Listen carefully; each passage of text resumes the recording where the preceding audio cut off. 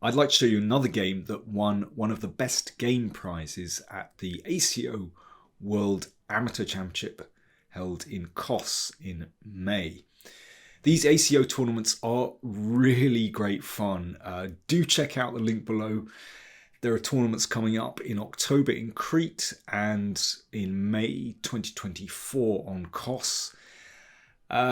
They combine a chess tournament with a holiday, really relaxed atmosphere.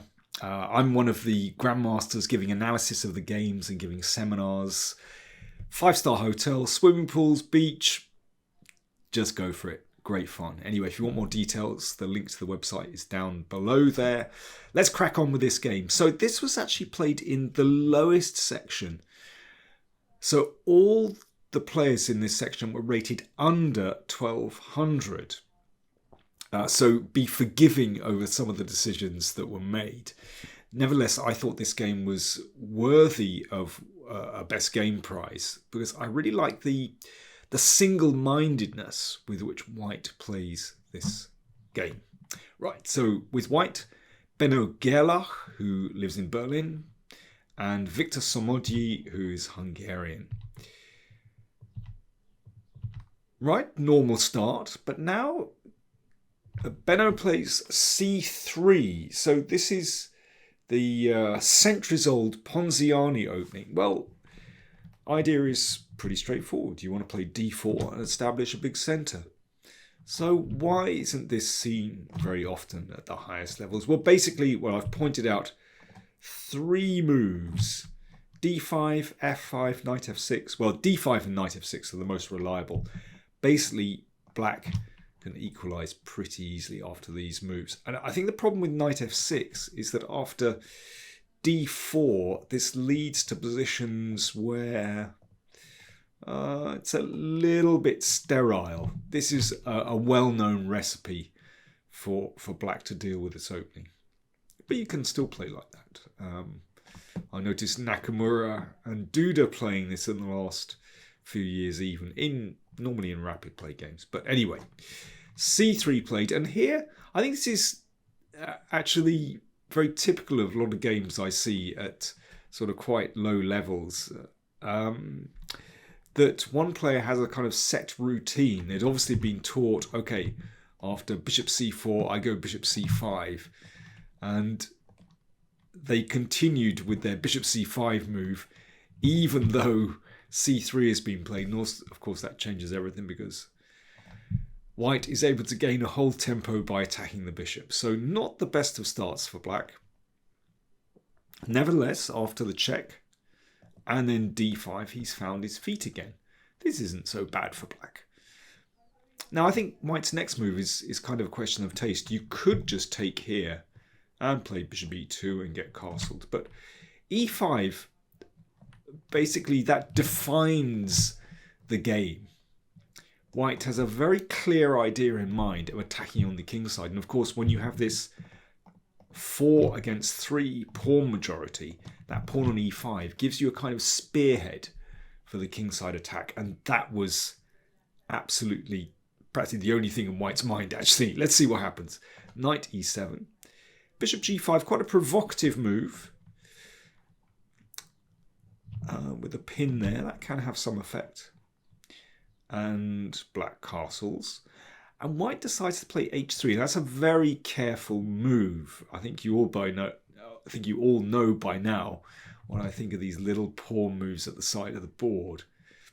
Here I kind of understand it actually, because black has this idea, bishop g4, which it could have been played on the last move actually, which puts a little bit of pressure on White's centre.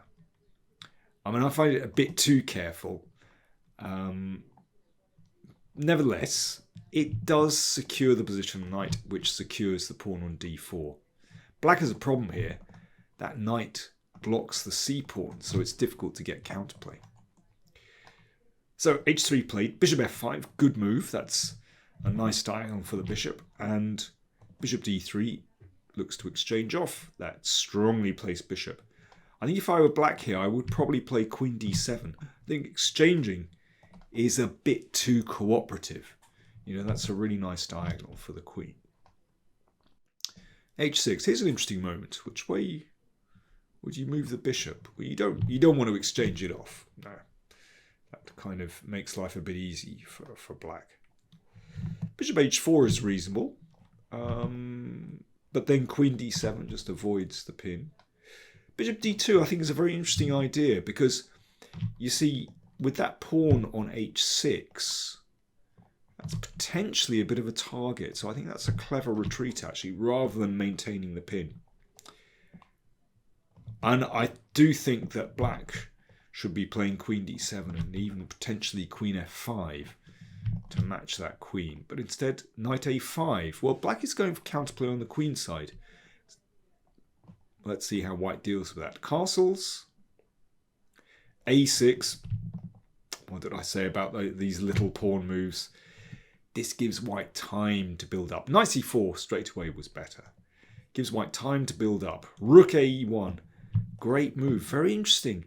Leaving that rook on f1, even though it doesn't appear to be very active. Well, it isn't very active at the moment, but player of the white pieces recognizes that rook on f1 has potential, and he was absolutely right. So it's a very single-minded way of playing. He wants to attack on the king side. Knight c4. Well, this is a very interesting moment because white has an opportunity. Can you spot that tactical opportunity here? Very typical idea when you have bishops lined up like this with a knight in between. Knight takes d5 is possible because there's a little Zwischenzug you can play after bishop takes bishop. You can throw in a knight check and then take here. So what do we think about this position? Well, white has won a pawn, but there is a bit of pressure here. Then again, you know, white can start to build an attack on the king side.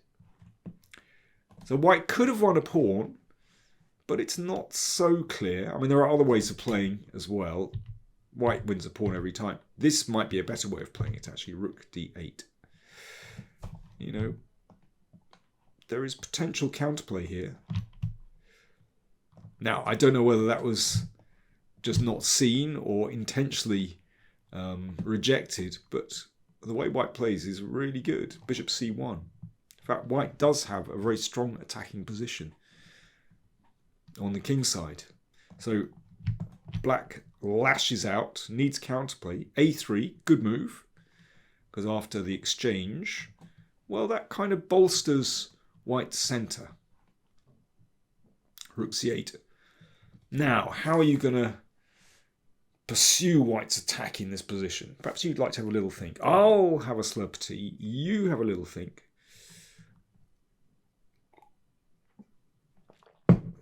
White to play. How are you going to get this attack going? Well, you could play f6, but I think black would just block that out with f6. Then it's not so easy to see how white makes progress. But e6 is possible, though. But I like this. Exchange on c5 and knight d4. Aha! Here we go. With the rook on f1 supporting the steamroller of the f and e pawns. A classic theme. Queen a5. And, well, instead of f4 immediately, queen g3. I like that. The queen swings over towards the king side, threatening bishop takes h6. So king h7. I mean, I think black's position is pretty dubious. Let's see what happens. Oh yeah, incidentally, I mean, queen g3, I think is a good move. But white could have simply fought queen and rook and then taken here. It would lose the initiative. Queen g3 works out perfectly, but yeah, one needs to point that out. But white clearly only had eyes for the king side, and it works beautifully. Here we go. I mean, in a way, this rook, or these pieces, are just irrelevant. they just get in the way. You know, why bother? I mean, in fact, that knight is stronger than the rook on c5 because it's contributing to the attack on the king side. It's blocking out black's pieces. Knight takes a3. That's extravagant. That is extravagant. I wonder how black's king feels about this knight grabbing the pawn way over on the other side of the board. Rook f3, so that defends the pawn here. And one never knows, the rook might be able to contribute to the attack. Knight b5, again an attack here, so that gets exchanged off. And f5, the steamroller, beautiful. Supported by the rooks, everything is wonderful. I mean, it's clear that white's attack is breaking through.